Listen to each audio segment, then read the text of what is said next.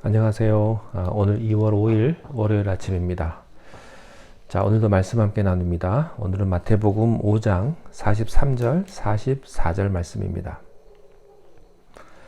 또 내 이웃을 사랑하고 내 원수를 미워하라 하였다는 것을 너희가 들었으나 나는 너희에게 이르노니 너희 원수를 사랑하며 너희를 박해하는 자를 위하여 기도하라. 아멘. 우리는 이 세상에서 어떻게 살아야 하는가에 대한 해답을 예수님께서 제시해 주신 그 말씀을 들었습니다. 그 해답은 불의한 세상에서 우리는 의롭게 살아야 한다 하는 것입니다. 이 세상은 불의합니다. 그러나 우리들은 의롭게 정직하게 살아야 한다 하는 말씀입니다. 의로운 세상에서 의롭게 산다는 것은 쉽습니다. 그러나 악한 세상에서 의롭게 산다는 것은 매우 어렵습니다. 그렇다면 의롭게 산다는 것은 무슨 뜻일까요? 6가지 실례를 들어서 설명을 해 주셨어요. 첫 번째는 살인에 대한 예입니다. 그것은 사람을 죽이는 게 살인인 것뿐만 아니라 형제를 미워하거나 분노도 살인이다 하는 겁니다. 두 번째는 간음입니다. 여자를 강간하는 것만이 간음이 아니고 마음에 음욕을 품는 것도 같은 것이다. 이렇게 말씀을 해주셨고요. 세 번째는 이혼입니다. 가늠한 연고 없이 이혼은 범죄다. 이렇게 말씀하셨고요. 네 번째는 맹세에 대한 말씀도 주셨습니다. 오직 이에 아니오를 잘 사용하라. 이렇게 말씀하셨어요. 그리고 복수에 대한 악한 자를 대적하지 말라라고 이렇게 주님 말씀해 주셨습니다. 자, 그런데요, 이 모든 영역은 사람이 할 수 없는 일입니다. 인간의 내면에는요, 이런 하나님의 의를 실천할 능력이 없습니다. 그렇다면 어떻게 해야 됩니까? 우리가 하나님의 도우심을 받아야 합니다. 그러므로 여러분들이 기도하셔야 되고요. 하나님 도와주십시오. 나는 할 수 없습니다. 하나님이 함께 해 주십시오라고 기도하시면 이 모든 일들을 우리가 능히 다 감당해낼 줄로 믿습니다. 자, 오늘 함께 나누실 이 본문은요, 그리스도인의 최고의 영역, 또 절정이라고도 말을 할 수가 있겠습니다. 예수님께서 하신 말씀 가운데 가장 유명한 부분이기도 하죠. 원수를 사랑하라.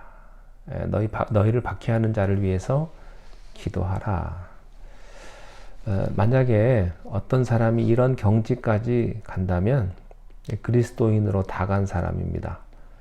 그리고 예수님의 삶의 단계까지 간 사람이라고 해도 과언이 아닐 것입니다. 구약 레위기 19장 17절 18절에 보면 형제나 이웃을 사랑하라고 하는 말씀이 기록이 되어 있습니다. 너는 내 형제를 마음으로 미워하지 말며 이웃을 인하여 죄를 당치 않도록 그를 반드시 책선하라. 원수를 갚지 말며 동포를 원망하지 말며 이웃 사랑하기를 내 몸과 같이 하라. 나는 여호와니라. 구약에서는 여러 곳에서 내 형제를 미워하지 말라, 내 이웃을 사랑하라 하는 말씀이 많이 기록이 되어 있습니다. 그러나 종교 전문가인 바리새인과 서기관들은 이 말씀을 자기들 편리한 대로 곡해해서 사용했다는 사실입니다. 하나님의 말씀을 부인한 게 아닙니다. 하나님의 말씀을 자기 마음대로 해석하는 게 문제입니다. 이 바리새인과 서기관들은요, 자기의 이웃이란 누군가, 나의 이웃을 사랑해야 되는데 나의 이웃은 누군가, 나의 형제는 누군가, 그것은 자기 민족이고 자기 종교에 속한 사람이 이웃이라고 단정을 했습니다. 그리고 거기에 속하지 않은 이방인은 원수라고 단정을 한 거죠. 바리새인과 서기관은 이웃과 형제는 사랑하지만 이방인은 원수 같기 때문에 미워하라 이렇게 가르쳤습니다. 그래서 23절에 주님이 이렇게 말씀하시는 거예요. 또 내 이웃을 사랑하고 내 원수를 미워하라 하였다는 것을 너희가 들었다. 이게 바리새인과 서기관들이 그렇게 한 얘기입니다. 성경은 결코 원수를 미워하라고 한 적이 없습니다. 이웃을 사랑하라는 말씀을 확대 해석하니까 이웃이 아닌 게 누구냐? 원수다. 그러니까 결과적으로 성경에는 없지만 원수는 어떻게 해야 되느냐? 미워해야 된다. 이렇게 해석을 한 겁니다. 카톨릭의 오류가 여기에 있습니다. 카톨릭이 성경 아닌 부분을 성경처럼 믿고 있는데 문제가 있습니다. 특별히 마리아에 관한 부분은요. 마리아는 참 좋은 분입니다. 그런데 예수님의 어머니 생모이기 때문에 그들은 확대 해석을 했습니다. 그래서 마리아를 통해서 예수님에게까지 가는 그런 중보 역할까지 생각을 했던 것이죠. 성경에 없는 것까지 그들은 너무나 마리아를 사랑한 나머지 그렇게 확대 해석을 한 것입니다. 자, 레위기 19장 말씀을 드렸는데요. 거기서 좀 더 가면 34절에 이렇게 되어 있습니다. 너희와 함께 있는 타국인을 너희 중에서 나은 자같이 여기며 자기같이 사랑하라. 성경에는 외국인을 학대하지 마라 이렇게 되어 있습니다. 그 전에 출애굽기 12장 49절에 보면 본토인이나 너희 중에 거류하는 이방인에게 이 법이 동일하니라. 자, 여러분 선택받은 사람이 어디 있고 이방인이 어디 있습니까? 엄밀한 의미에서 우리는 모두가 다 이방인 아니겠습니까? 선민이라고 하는 것은 선택받기 전에는 그도 이방인이었죠. 그런데 값없이 은혜로 하나님의 선택을 받은 거예요. 선택을 받고 나니까 이방인을 자기처럼 불쌍히 여겨야 되는데 나는 선택받았고 너는 선택받지 못했다고 구분을 하며 원수처럼 대하고 그를 핍박한다면 얼마나 우스꽝스러운 얘기겠습니까? 교회도 그런 일들이 가끔 있습니다. 나는 조금 일찍 왔고 당신은 조금 늦게 왔고 어떤 사람이 다른 교회에서 훌륭하게 일을 잘했습니다. 그런데 이 교회에 오니까 처음 왔기 때문에 할 말이 없습니다. 그때 그 사람은 할 수 없이 겸손해집니다. 왜요? 자기 터가 아니니까. 이게 비슷한 얘기입니다. 그러나 자기 터로 가면 어깨를 펴니다. 이게 얼마나 우스꽝스러운 교만입니까? 여러분, 우리 세상의 모든 일들이 이런 우스꽝스러운 일들로 계속됩니다. 또 어떤 직장에 일찍 갔다. 내가 선배다. 내가 시니어리티가 제일 높다. 그래서 눈을 떠도 한 번 더 크게 뜨고 늦게 들어온 사람들은요. 길을 필 수가 없고 말도 잘 못하고 한국 사회에 이런 게 참 많죠.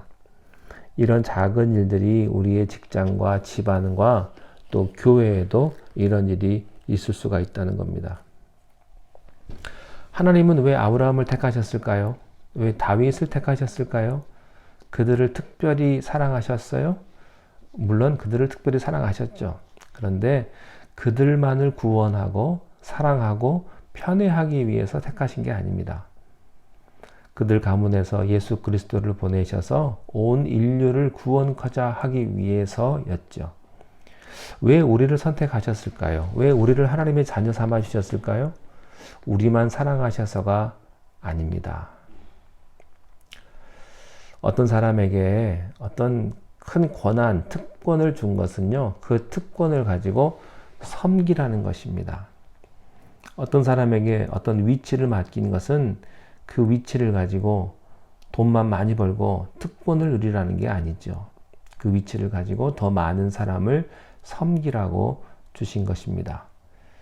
그런데 왜 많은 사람들이요, 그렇게 높은 자리, 봉사하는 자리에 죽은 힘을 다해서 올라가려고 그럴까요? 사실은 봉사하는 데 목적이 있는 게 아니고 말은 다 그렇게 합니다만 그 위치에 올라가서 어떻게 해서든 그 특권을 누리려는 숨은 카드가 있기 때문에 그렇게 길을 쓰고 높은 위치까지 가려고 하는 것입니다. 역사상 잘못된 이 선민의식으로 무고한 사람들이 목숨을 잃었습니다. 독일은 유태인을 600만 명이나 죽였고요. 또 미국의 남북전쟁은 피부 색깔이 다르다고 해가지고 노예 전쟁이 일어났고요. 지금도 전 세계에는 아프리카 남아공 같은 경우에는 지금도 그런 비극이 있어요.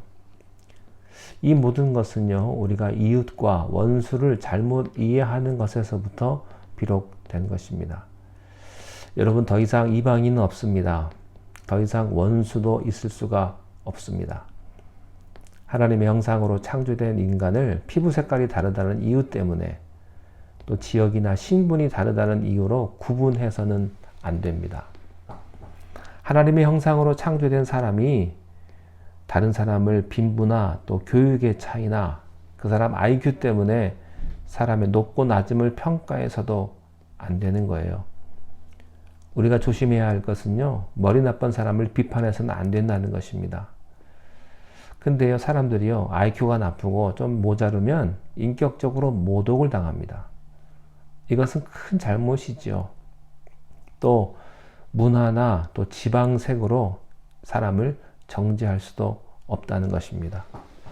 여러분, 우리는 하나님의 선택받은 하나님의 자녀입니다. 그러나 선택받지 못한 사람들을 위해서 우리가 선택받았다고 하는 것입니다.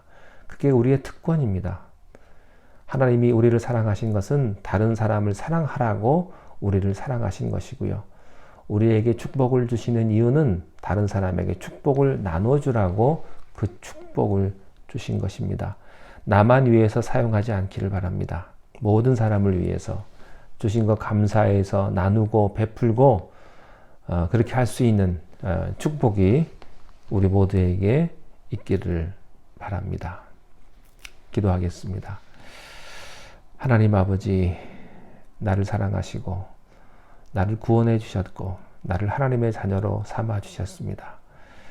그러나 이것이 나만을 위한 하나님의 축복이 아니요, 또 나를 통하여서 더 많은 사람들을 축복하고 구원하시기 위한 하나님의 놀라우신 은혜임을 우리 모두가 다 깨닫게 하시고, 내게 주어진 모든 것들을 가지고 다른 사람들을 사랑하며 섬길 수 있는 그런 축복을 우리 모두에게 허락하여 주옵소서. 예수님의 이름으로 기도하옵나이다. 아멘.